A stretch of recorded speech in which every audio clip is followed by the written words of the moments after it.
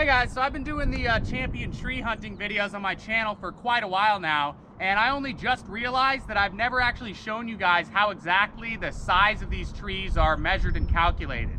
So that's what we're gonna do here today. Now, the first thing we gotta do is find ourselves a good example tree, and since I've been looking for a reason to show off the beautiful views over my hometown of Billings, Montana here, I think this is as good a place as any to find one. So let's get looking.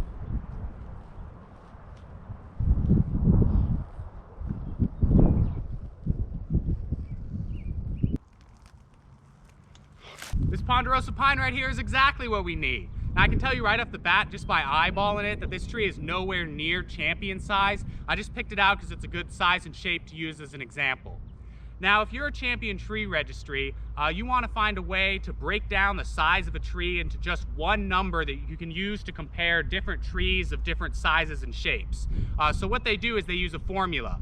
That formula is the circumference of the tree's trunk in inches, plus the height of the tree in feet, plus the average crown spread of the tree divided by 4. That last one basically just means how far the branches stick out from the trunk of the tree.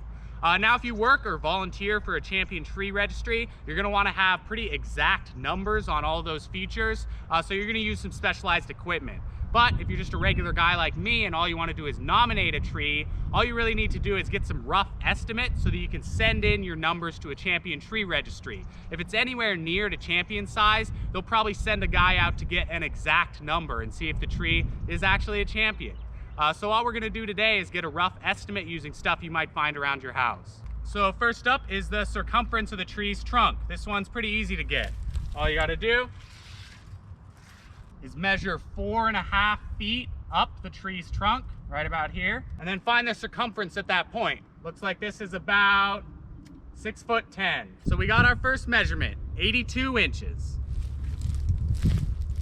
Now, if your tree's trunk splits below 4.5 feet, you got to measure the largest trunk. And if there's a branch or like a lumpy growth or something at 4.5 feet, then you go down until there's nothing but trunk again. And if it's on a slope, you measure 4.5 feet up the downhill side, then 4.5 feet up the uphill side, and take the average. All right, so next up is height. And like I said earlier, if you want to be really accurate on this one, you're going to have to use some kind of specific instrument. But for us, we're just going to estimate, which means I'm going to use the ruler method. Now, the first thing you got to do with the ruler method is find a point on the tree that you can easily identify from a distance. I'm going to use the top of this branch right here. Now, I measured it out, and the top of this branch is 6'2" or 74 inches. So now what I'm going to do is walk backwards away from the tree, holding my ruler out. Of course, you might not want to actually walk backwards. So now all you want to do is be far enough away from the tree that the section you marked off on the tree lines up with 1 inch on your ruler. And then from there, it's simple math. I know that 1 inch on the ruler equals 74 inches on the tree.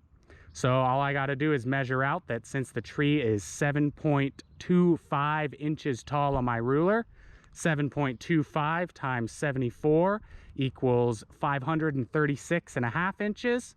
Divide that by 12, and I got about 44.7 feet. And bang, we got 2 out of 3.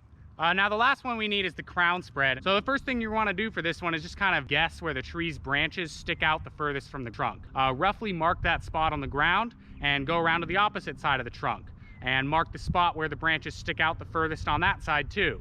Now you're going to want to do the exact same thing on a line perpendicular to the first one you created. And when you're done, you should have 2 imaginary lines running through the base of the tree, stretching from the widest points of its branches.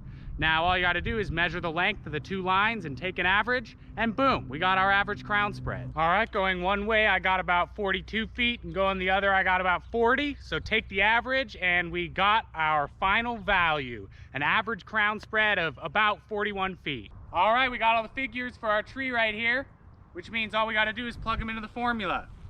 First off, we got 82 inches in circumference, plus 44 feet in height, plus 41 feet of average crown spread divided by 4. Altogether, that gives us a number of 136.25. We'll call that 136 flat. Seems about right to me based on my experience with the champions. And that's about it. Once you got your tree's rough estimates, you can look up your tree's species in your state's champion tree registry.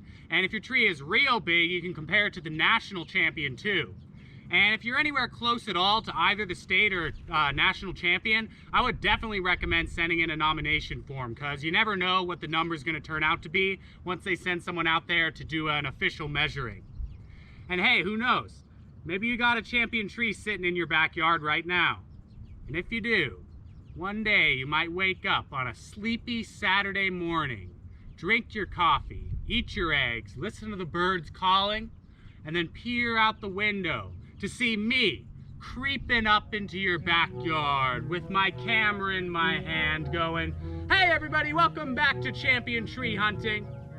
But until then, I'll see you next time.